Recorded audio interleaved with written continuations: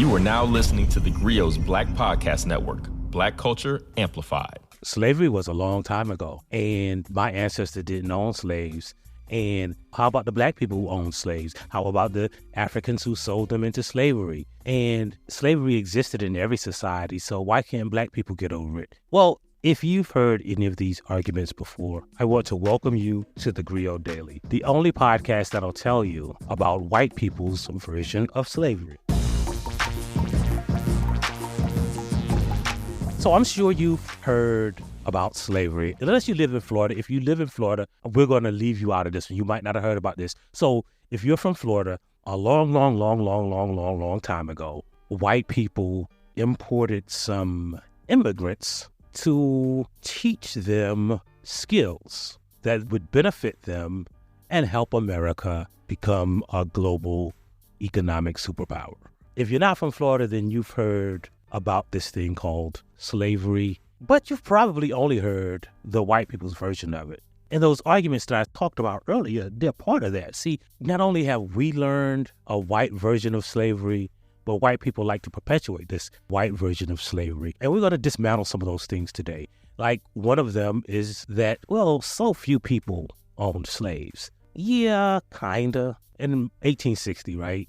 About 1% of white people were slave owners, because you have to remember, most states had outlawed slavery. In the states that didn't outlaw slavery, it was about 10%. Now, if you include the people who lived in the households that owned slaves, so for instance, like you might not own a car, but your mama and your daddy have a car, and you live in a house with 3 cars. So technically, you're not a car owner, but you benefit from owning cars. Well, the same is true. So about 30% of households in states that allowed slavery owned human beings. And that is important because those people not only benefited, but they lived in a society that benefited from slavery. So it wasn't just the slave owners who benefited from slavery, right? It was business owners who, I know we like to think of slaves as working on plantations, but a lot of slaves were actually like rented out to manufacturers, ship manufacturers, industrialists.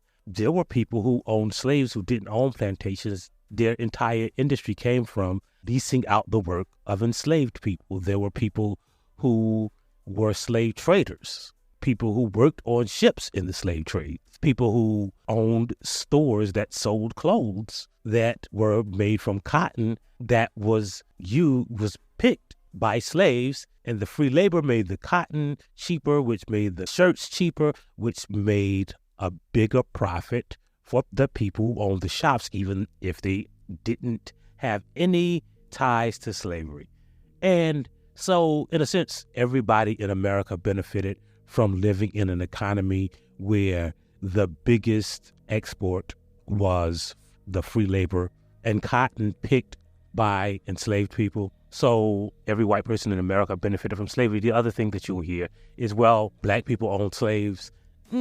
So there were some black people who owned slaves. 99.5% of slaves were owned by white people. So white people, of all of the enslavers in America, 99.5% were white. And even saying that is a little misleading because a lot of black people who were registered as slave owners weren't necessarily enslavers. Well, what do I mean by that?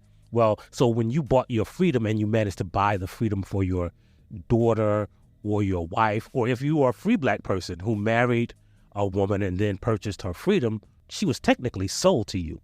And so you were technically her enslaver, even though you weren't a slave master. So most of the black people who were listed as slave owners were people who had bought their family members, their loved ones out of freedom. They were people who technically owned themselves because they purchased their own freedom. And you have to also remember that because black people had no rights, they couldn't go up to the courthouse and just say, hey, take my name off the slave owners list. So that dismantles that thing about black people participating in slavery. And the other thing, white people's version of slavery is that they went to Africa and the Africans offered them slaves. You have to wonder, right? How come all of these Africans who were participating in the slave trade unprompted by white people didn't do it before the white people got there? How come they didn't get on ships and just bring some slaves to Africa? How come the slave trade was not an intergenerational, international, form of human trafficking until white people came to Africa. You have to ask yourself that if you're not paying attention to the white people's version of slavery. Or how about this? Slavery was a long time ago. Was it? I learned how to make candied yams from my grandmother. And when she told me how to make them, she said she likes more nutmeg than cinnamon. But her grandmother, who taught her how to make candied yams, likes more cinnamon than nutmeg. Well, I'm like my great-great-grandmother, right? I like more cinnamon. And so the recipe that I use to make candied yams is my grandmother's grandmother's recipe. Well, my grandmother's grandmother was a slave. If you think that we could still be using the recipes for candied yams, but not the ideology and the mindset that we can subject human beings to the most inhuman form of enslavement and torture and oppression in the history of the world, then you're kind of wrong. It wasn't that long ago. It was just a blink of the eye in the long arc of human history. And the other thing is, in the white people's version of slavery, there were happy slaves. If all these slaves were happy, like, why didn't they object when they were emancipated? Like, why didn't you ever hear about any enslaved person who said, hey, you know what? I know technically slavery is illegal, but I want to stay on this plantation and work for free and be whipped and treated in the same way that I was before the 13th Amendment. You never hear about that, right? But in white people's version of slavery, slavery was all good. The other thing that you think about, you hear about when you talk about slavery through the lens of whiteness, is that it was a form, even if it was brutal, even if it was wrong, what they were doing is extracting labor from the enslaved people. And they don't think about, like, white people didn't know how to grow rice until they went to Africa, to the specific place called the Gold Coast or the Rice Coast, and got people who were horticulturalists and agricultural experts who knew how to adapt to the soil and adapt to the environment and grow rice in America. Virginia's biggest export before the Civil War was ironwork, because they specifically went to Africa, to places where there was a tradition of blacksmithing and metallurgy, and got the Africans who taught them how to do this kind of ironwork and blacksmithing. So it was not just labor, it was the intellectual property. Vaccines came from enslaved Africans. So much of what we know, well, first of all, seasoning. Like, white people didn't use seasonings, fried chicken, right? All of that is the intellectual property of Africans. It wasn't just the labor. It wasn't just like strong backs and big muscles that they were going to steal. They wanted the intellectual property. But in white people's version of slavery, they just got a bunch of dumb, strong black folks to come over here and lift things and pick cotton. And finally, in white people's version of slavery, it ended when Abraham Lincoln signed the Emancipation Proclamation, or when Congress passed the 13th Amendment, or whatever, but it never ended really. Because there is that loophole that involuntary servitude is unconstitutional except as punishment for a crime in which the offender has been duly convicted.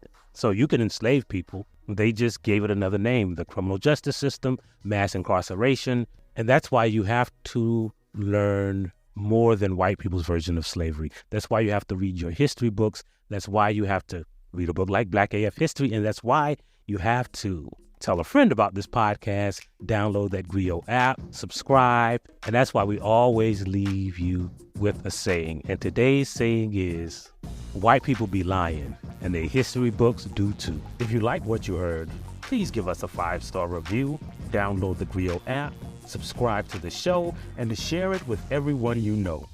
Please email all questions, suggestions, and compliments to podcast@theGrio.com. You are now listening to theGrio's Black Podcast Network, Black Culture Amplified.